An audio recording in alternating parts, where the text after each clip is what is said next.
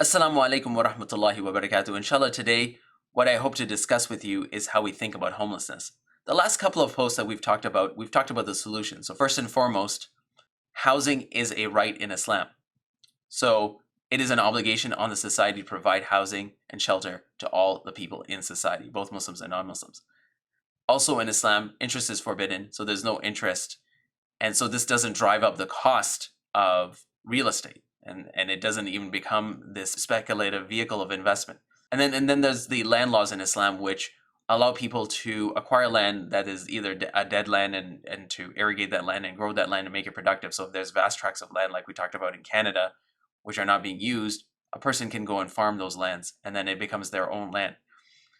But in this post, what I wanted to talk about and focus on is how we think about homelessness. We often think that colonization is something that happens in Iraq or Afghanistan, where the invading military force will drop leaflets on the people and brainwash them.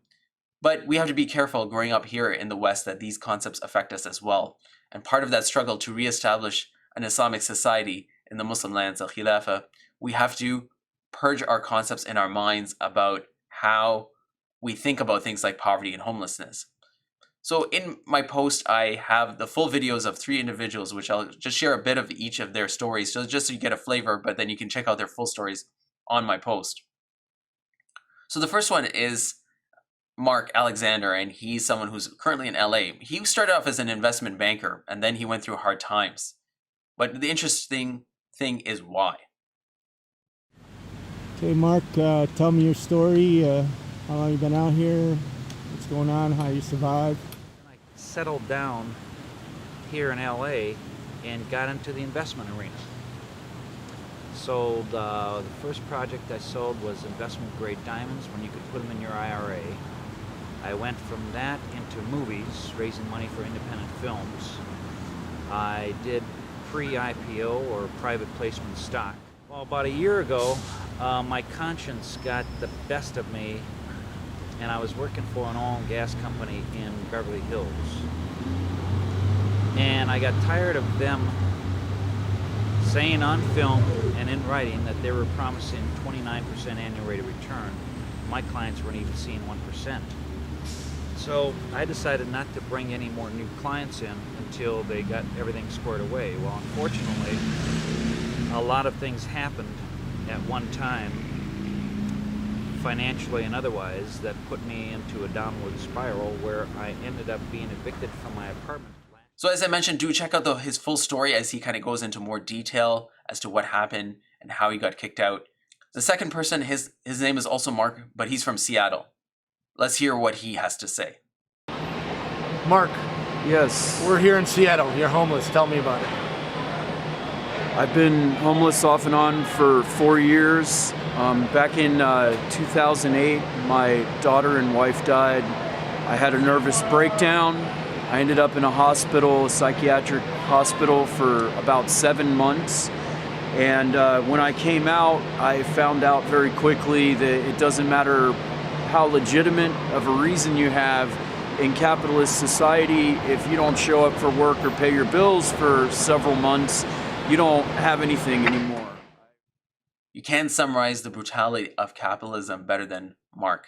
As he explained, he went through hard times, but that didn't matter to anybody because in capitalism, you're just an individual and no one cares for those people who fall through the cracks like Mark. The last story I want to share with you is from Dennis. Dennis, Yes, we're here in Los Angeles. yes we are. You're homeless. Yeah, unfortunately. Tell me about it. Well, through a avalanche of unfortunate events and a bad relationship, which wiped me out financially. But what hurts the most is, you know, the friends and the family that used to be there. That when you get into this situation, everybody just chalks it up to drug abuse or bad choices. And sorry. It's not always the case. Sometimes it's just the choice is made for you and you don't have any choice. So Dennis has spoken the truth, whereas capitalism gives us an incorrect understanding. Dennis's understanding is in line with what Allah subhanahu wa ta'ala has revealed about how things work in reality. Good may befall you, bad may befall you. Both are a test from Allah subhanahu wa ta'ala, as this life is just a test. And that's why Islam gives us the right concepts of how to think about things, how to think about the poor, to think that we too could end up poor because the results are not in our control, and to be compassionate and not arrogant, because Allah subhanahu wa ta'ala can change the fortunes of anybody. And so it's important that Islam as a society would have a much different way of looking at poverty. Also in Islam, we look at society as Rasulullah sallallahu alaihi wasallam explained to us as a body, that we're interconnected with each other.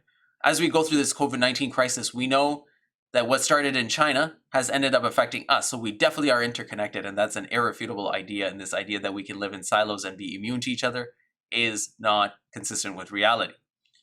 So inshallah, it's important for us to inventory the thoughts and concepts in our minds and to make sure that they're in line with Islam, and that when we think about poverty, we think about it in an Islamic way, and we don't take the points from capitalism that would blame an individual for their success or failure. And then also, it's important for us to spread these ideas to other Muslims and non-Muslims in society, because if we don't, who will? Jazakumullah khair. Assalamu alaikum wa rahmatullahi wa barakatuh.